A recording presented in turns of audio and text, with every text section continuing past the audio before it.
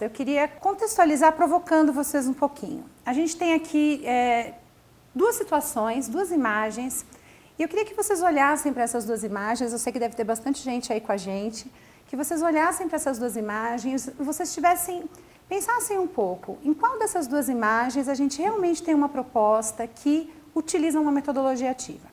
Antes da gente definir, né, uma das coisas que a gente coloca muito nessa proposta, nessa abordagem, é que a definição não vem logo de cara, a gente vai construindo junto, né?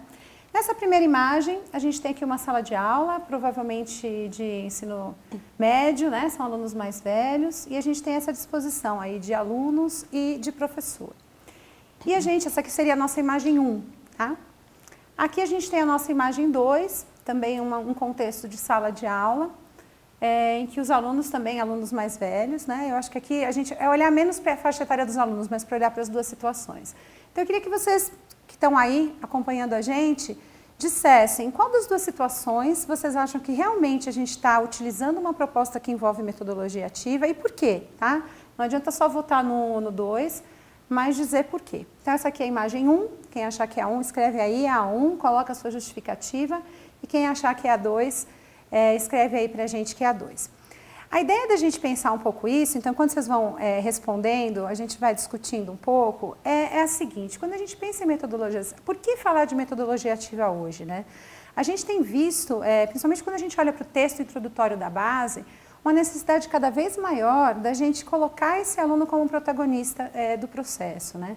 E as metodologias ativas, quando a gente pensa nessa abordagem mais ampla, elas podem ser um caminho, e a gente já vai ver o porquê durante essa aula.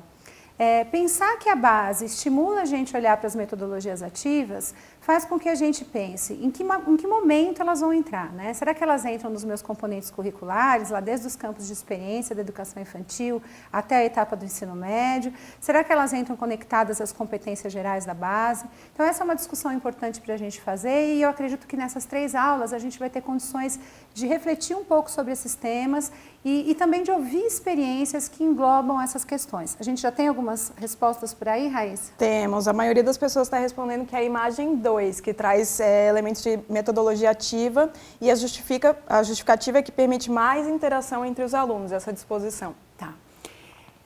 Usualmente é isso que a maioria das pessoas responde, né? Então, na maioria dos meus encontros, nas palestras, nos cursos, as pessoas falam, no momento 2. Mas sempre tem aquela pessoa que fala assim, não, pera um pouco, pode ser nas duas, né? Nas duas situações.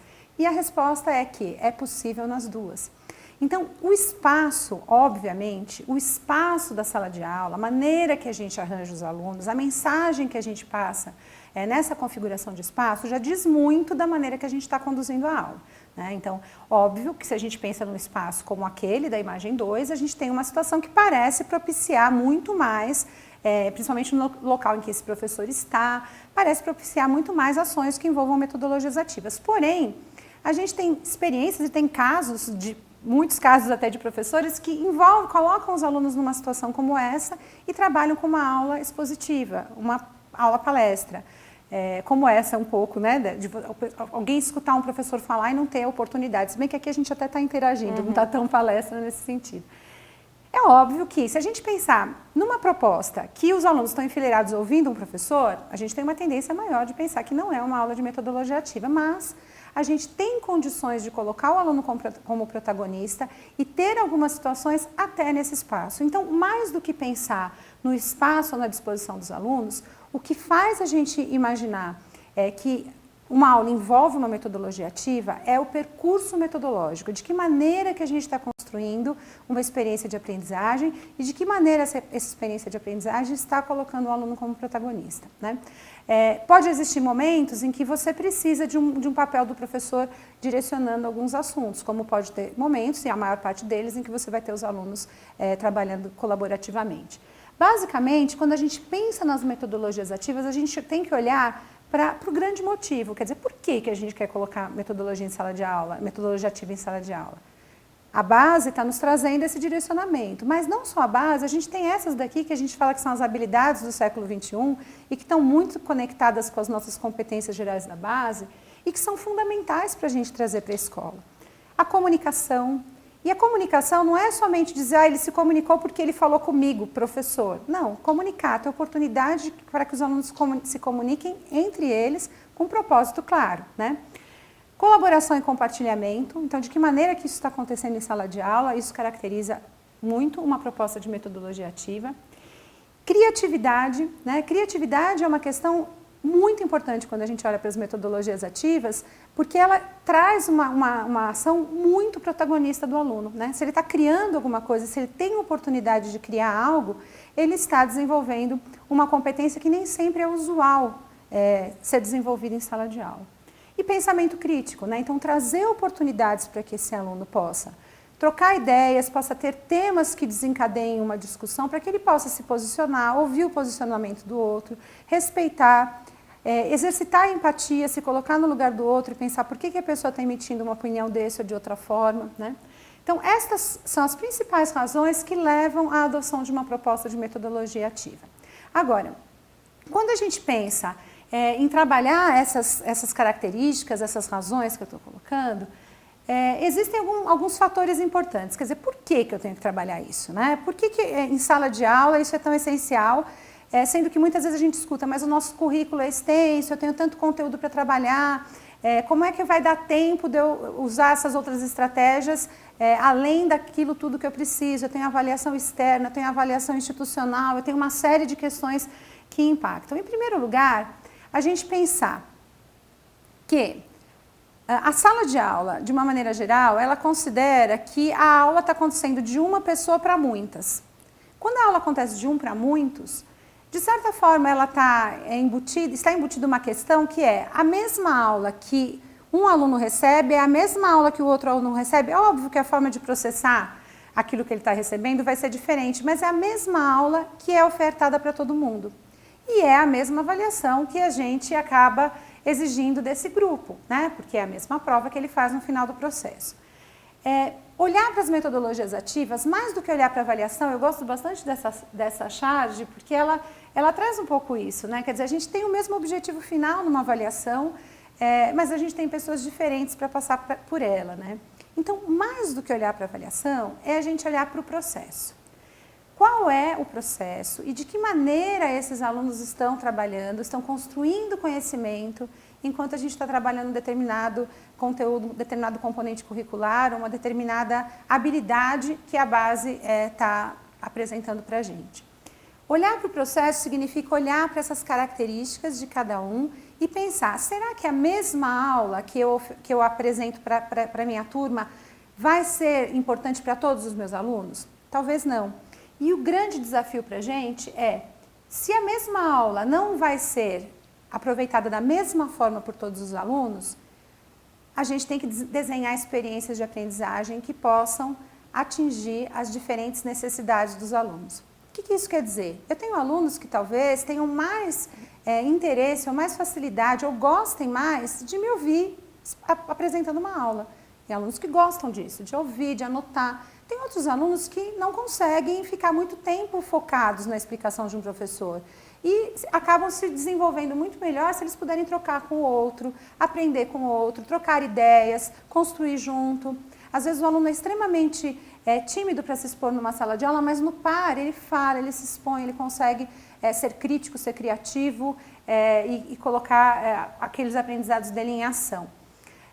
Além disso, eu tenho diferentes formas de aprender. Então, eu tenho os meus conteúdos que eu tenho que apresentar para os alunos, mas eu tenho diferentes formas de atingir esses conteúdos, né? Tenho diferentes habilidades que eu posso desenvolver para que o aluno realmente consiga construir conhecimentos em relação a esses conteúdos.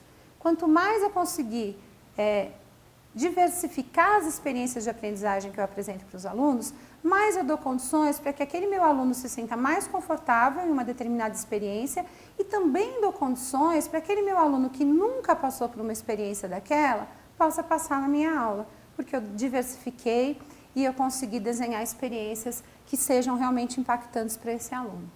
Além disso, né, uma outra questão importante é a gente entender o que esses alunos realmente precisam para que a escola faça sentido para eles, né?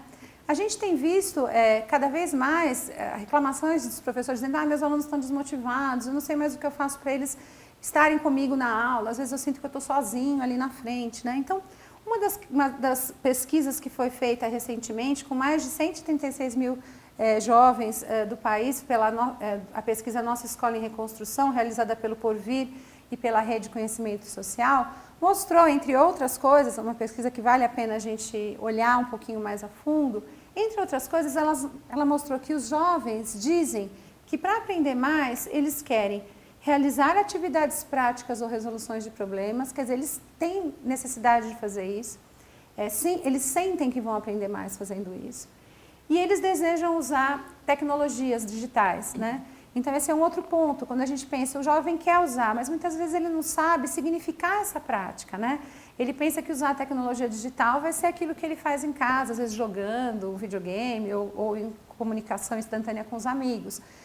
Usar a tecnologia digital em sala de aula vai ter um outro objetivo, né? Um objetivo realmente para que esse aluno possa aprender, uma intencionalidade educativa, uma intencionalidade pedagógica para isso. Esses dois pontos, né? Realizar atividades práticas ou resolução de problemas e usar a tecnologia digital são pontos que a gente vai trabalhar nesta aula, na aula seguinte, e que a gente espera na terceira aula, com as dúvidas de vocês, deixar ainda mais completo esse estudo para a gente conseguir olhar para algumas metodologias ativas, né? A gente coloca no plural, porque a gente não está falando de uma metodologia ativa, mas a gente está falando de várias e que podem compor um todo, quer dizer, né? Não necessariamente você tem que escolher uma metodologia ativa e ela ser a sua metodologia ativa do coração e você ficar com ela para sempre. Você pode utilizar várias delas nas suas aulas, né? Então, a ideia é que a gente possa mostrar um pouco para vocês como elaborar aulas em duas delas nas aulas de hoje, tá? E a ideia, então, é a gente pensar como é que eu faço isso. Para isso, a gente tem que pensar que oferecer diferentes experiências de aprendizagem tem a ver com o que a gente chama de personalizar.